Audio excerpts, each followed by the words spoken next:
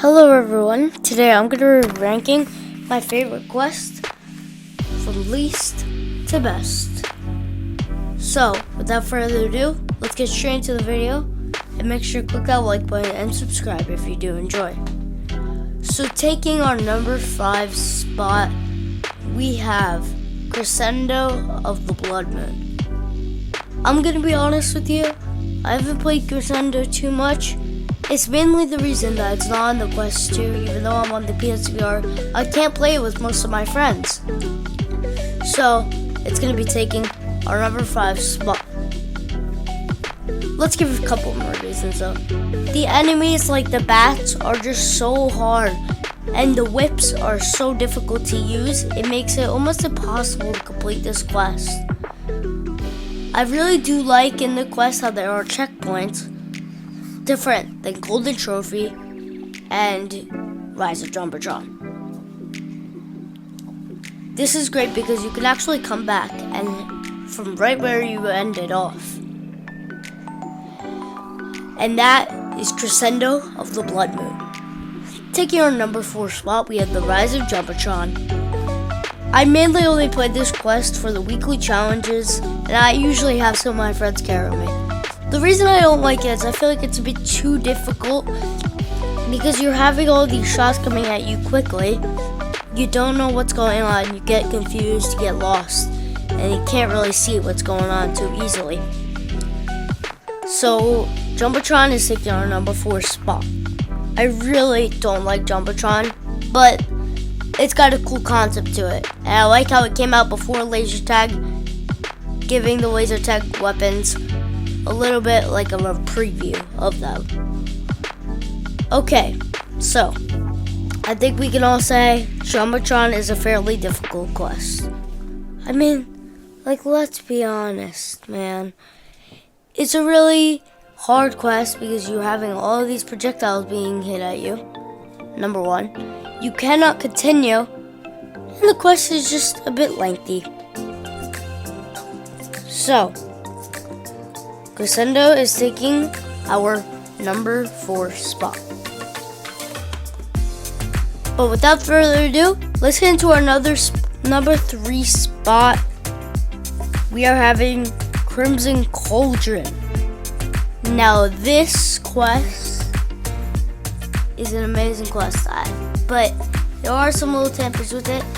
I do not like how it is very, very similar to Golden Trophy. It's like the sequel of Golden Trophy, which is alright, but I don't like, same enemies. They need to change it up every time, I feel like. It's better for that. So, it's a pretty good quest overall. It's like your average quest. It's not good, it's not bad. It's your average quest. You're gonna like it. Sorry for the voice crack. Pretty clean quest. I like how you gotta hit the balls back to them and then it'll kill those witches. I find that concept very fun.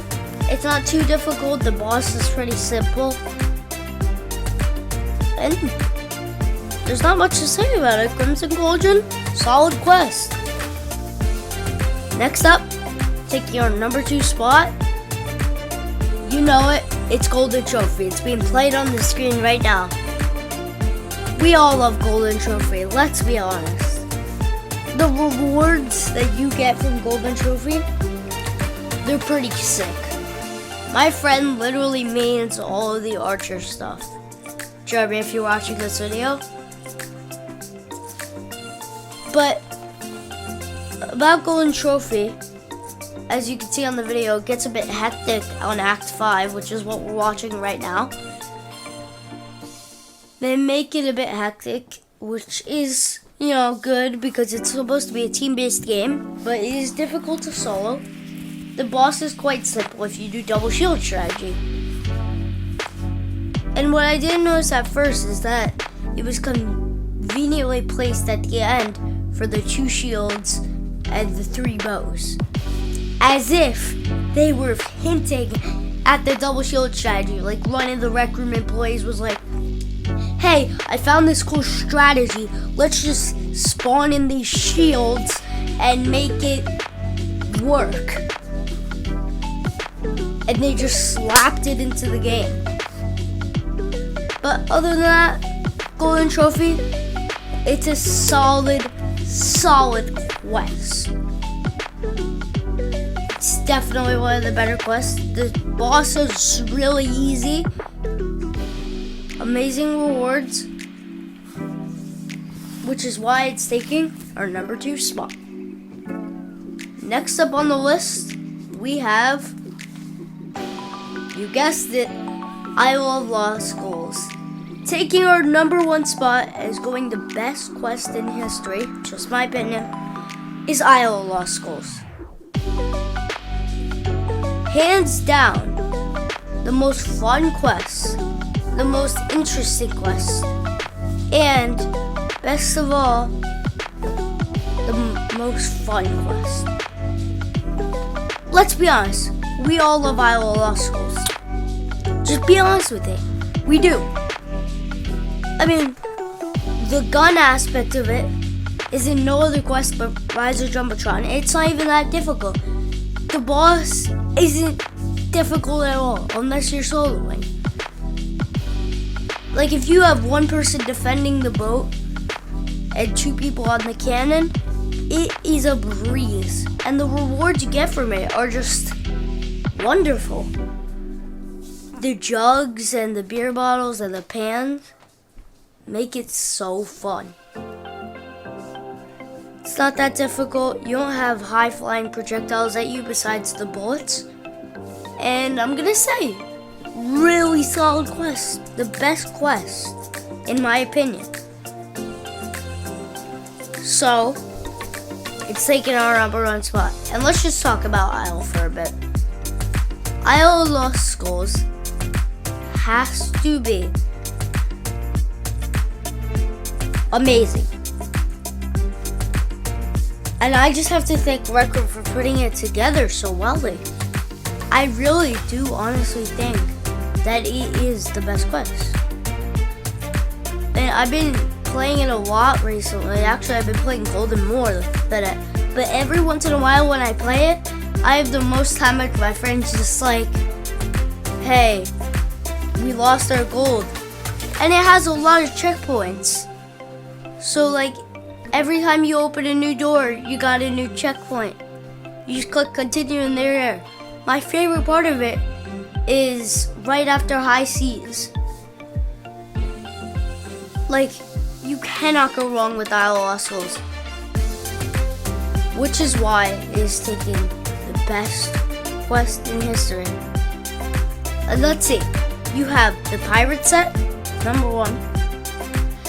Number 2, you have all the different clothing items from the pirate set, which can match a lot of things.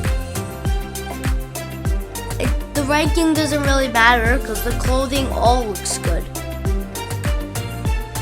Unlike Golden Trophy, where the clothing does matter because not all of it matches. If you've never played Isle of Lost Skulls, get on it. And I think we can all agree on one thing. Isle of Lost Skulls is very difficult. It's actually pretty simple, let's be honest. If you don't know what Isle of Lost Skulls is, what are you doing, man? Let me explain it to you. I don't know why I shouldn't have said this earlier, but Isle of Lost Skulls is the quest where you fight skeletons which have various different weapons, from explosive jugs to beer bottles to weapons like guns and swords. You can block with your sword or shoot with the gun or even throw the jugs and the beer bottles. This quest is really fun. I want everyone that has ever, and I mean ever, played Rec Room to try out this quest. And I highly recommend it to all of you guys. So, In conclusion, number 5, Crescendo the Blood Moon. Number 4, the Rise of Jumpatron. Number 3, we have, finally, number 3, Crimson Cauldron. Number 2, Golden Trophy. And number 1, we have Isle of the Lost Skulls, ladies and gentlemen. Make sure to like and subscribe if you did enjoy. And have a wonderful rest of your day. Goodbye.